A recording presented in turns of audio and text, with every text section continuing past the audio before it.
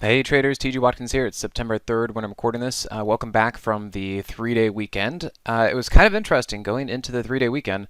The market ended on a high note, and then we're getting pretty big move down today. So looks like Friday was a bit of a bull trap for everybody in there. We weren't doing anything. We either had our position set or we were just waiting for more confirmation. Didn't really want to put anything on going into the 3-day weekend. So I was a little surprised that the market shot up like that. Looks like a short squeeze and all that. But then this morning, we pretty much opened with a little bit of a gap down, and we've just running all day today, so all morning just straight down like that. There hasn't been an opportunity for me to do anything today yet. Just no setup, just went down like that. The internals are confirming the move to the downside, so you can see, we've been down here and down here, and yep. So we're kind of looking at that, and at this point, we just kind of have to wait now.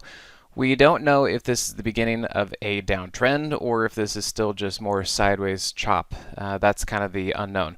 What I will show you guys, and we've been kind of talking about this before, is probably a lot of people who know about the Moxie indicator are looking at this and they're saying, hey, price is over the daily 50, but the Moxie indicator is below 0. Isn't that an inverse trampoline move? And isn't this shortable? And isn't this going to go down? Well, the inverse trampoline move can mean two things. It can mean one, yes, it's a short entry, or two, it can mean don't go long right now.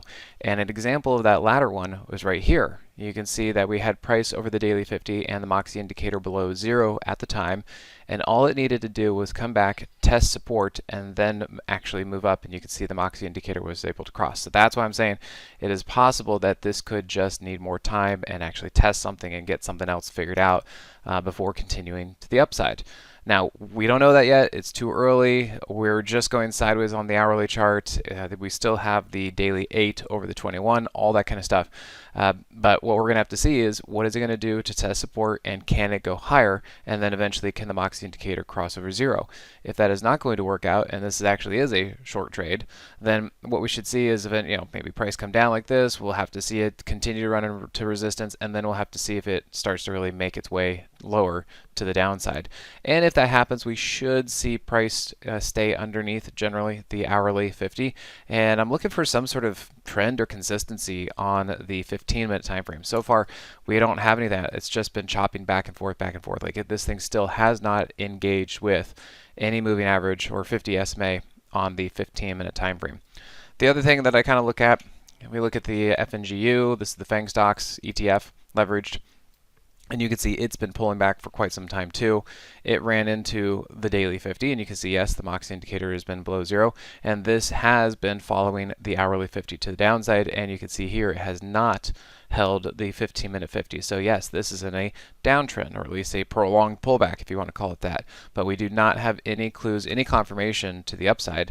And so that's kind of like, well, the market could be doing the same thing. We're just going to have to give this more time. Now, interestingly, Tesla kind of looks pretty strong in through here. You can see what it has been doing is it did engage with the 15-minute time frame, and it is trying to get over the hourly moving averages. And we're still kind of inconclusive on the daily chart, but it is interesting to see that Tesla's actually holding up fairly well. So if this is going to continue the upside, great. We will continue to see strength. But if it does not, then we'll see this start to kind of roll back over, break some of these areas, and continue down. So we've kind of got a mixed picture out there. And actually, let me show you one more thing. I was looking at XBI, and this morning XBI was still looking fairly strong. So we'll have to see, once again, kind of like the S&P.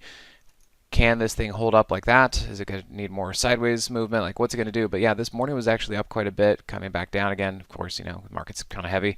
And can it eventually break out and start making new highs? I want to say that on the bigger picture, monthly, weekly, that these things are looking pretty good. And it's just that in the meantime, they have to kind of build support and then figure out if they can break out to the upside. So those are the things I'm looking for, and we'll have to see if it can happen. And other than that, we're still just kind of in this sideways chop for the S&P and for FNGU and the FANG stocks, and we're going to have to see what the next catalyst might be. All right, guys? Well, thanks again for your time, and we'll see you at the next one. Hey, TG here with Simpler Trading. Thanks for watching. If you enjoyed this video, be sure to leave a like or comment below. Also, make sure to subscribe and click that notification bell so you can stay up to date with my market analysis. Or you can join my free newsletter with the link in the description. Good trading, and I'll see you at the next video.